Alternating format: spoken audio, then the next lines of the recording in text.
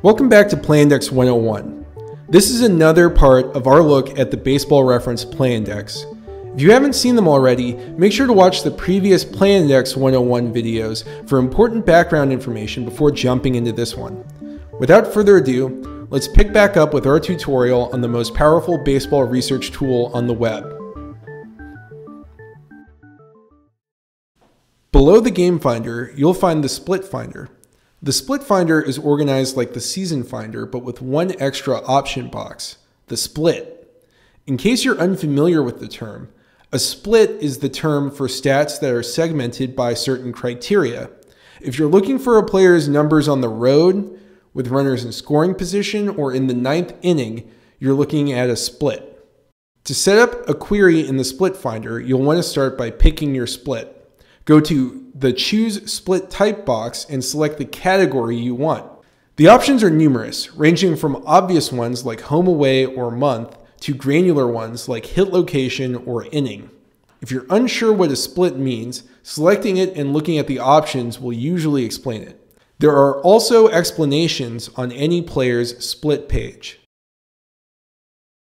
Once you've picked your split type, go to the box below and select which split you actually want. In this example, I'll look up OPS at home in 2016.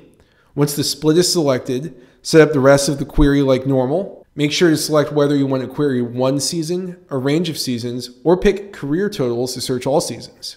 Then run the query and look at the results.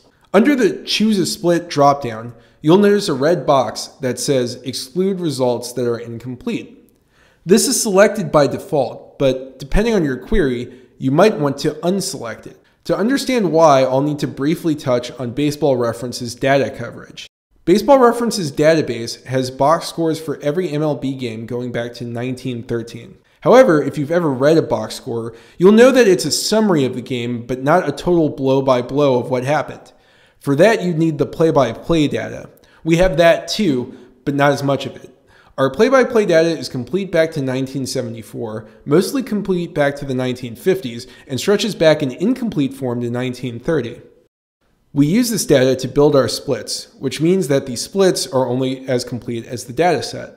That means that you'll need to make an evaluation of whether the split you're looking up uses box score data or play-by-play data. If you're looking up a split that relates to the game, like months, opponents, or even batting order position, the data will pull from the box scores and be complete to 1913. However, if you're looking up a split that relates to the plate appearance, like the count, runners on base, or number of outs, the data will pull from the play-by-play and only be complete back to 1974.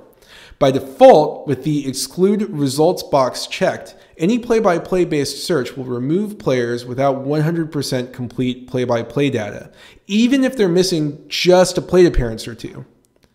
If you're doing a search that pulls from play-by-play, but you want to see pre-1974 numbers, uncheck the box. If you want to see stats for all the options within a split type, you can select Match Any Listed for the split. This will come in handy if you want to see something like who hit the most home runs in any month. The Team Split Finders can do all of this, but they also have a couple of additional useful features.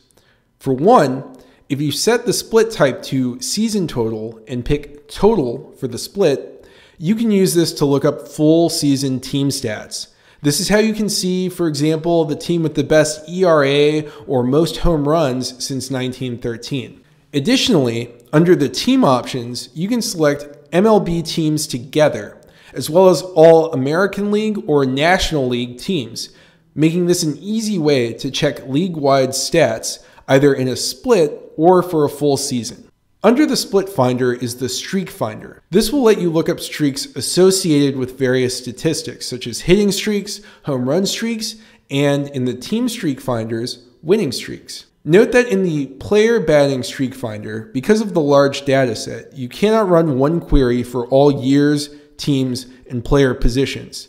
Instead, you'll want to separate that kind of query into 4 runs using the presets for years.